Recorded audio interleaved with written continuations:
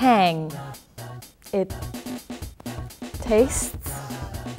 What we've seen from the Spanish today harkens back to the Inquisition, and nobody expects the Spanish. Well, yeah, we've seen the classic styles do very well in the past, Bill. Jim.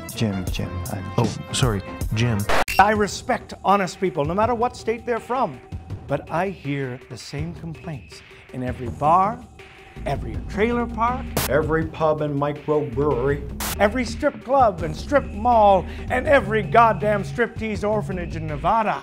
I've talked to ranchers in Manitoba who say they're being run off their own farms like cheap Idaho labor. Whole towns of squalid spud grubbers sprouting up overnight. The economy of Hawaii is in tatters. Where's Del Monte? Well, they moved the pineapple farms to Minnesota for tax reasons, they say. I say it's a travesty. Something must be done. No, I think the president has the right idea. The White House released details today of a sweeping plan to address interstate migration. President Cruz campaigned extensively on the issue and was often quoted as saying that the war on moving about too freely was the defining crisis of our time. It was standing room only in the White House press gallery, and once the reporters had stopped fidgeting so much, making the president nervous, Secretary of State Gordon G. Liddy unveiled the Carlin Wall. Named in honor of pioneering sociologist Professor George Carlin, the structure is a simple and elegant solution to people just not staying put. It's a network of 8-meter-high steel-reinforced concrete fences with continuous razor wire and manned fortifications every 500 meters. Beginning at the existing Lou Dobbs Wall, it extends north between California and Arizona. Continuing along Nevada's eastern border, it then hangs a right at Idaho before heading north at Wyoming. Utah, of course, will be evacuated and seeded with smart mines.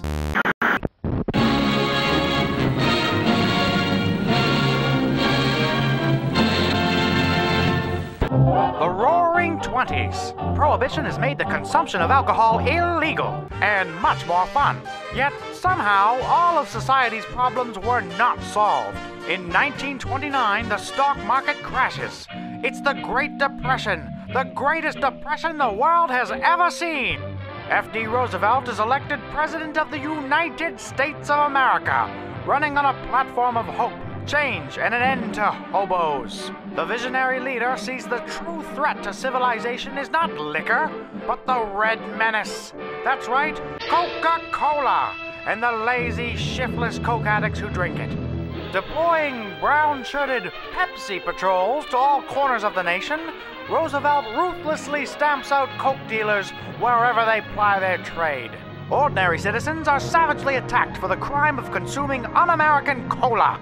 Outraged, Georgia leads a coalition of states in splitting from the Union, forming the Red States of America. To the remaining blue states, this constitutes treason, and by 1931, the Cola Wars are underway.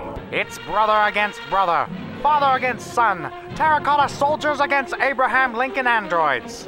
The conflict finally ends in 1984, when Blue States President Reagan orders the hydrogen bombing of Atlanta in retaliation for a napalm attack on Michael Jackson's hair.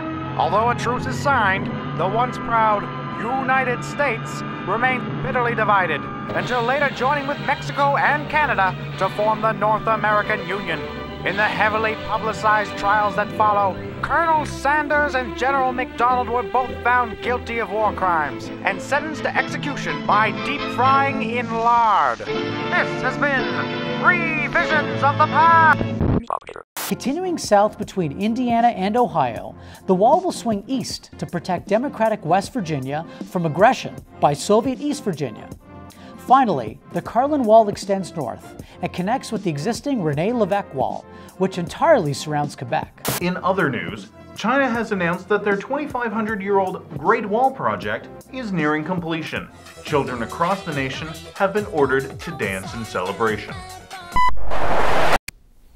That's all for today. Thanks for watching. Now please stand for the continental anthem. The best things in life are free, but you can give them to the birds and bees. I want money. That's what I want.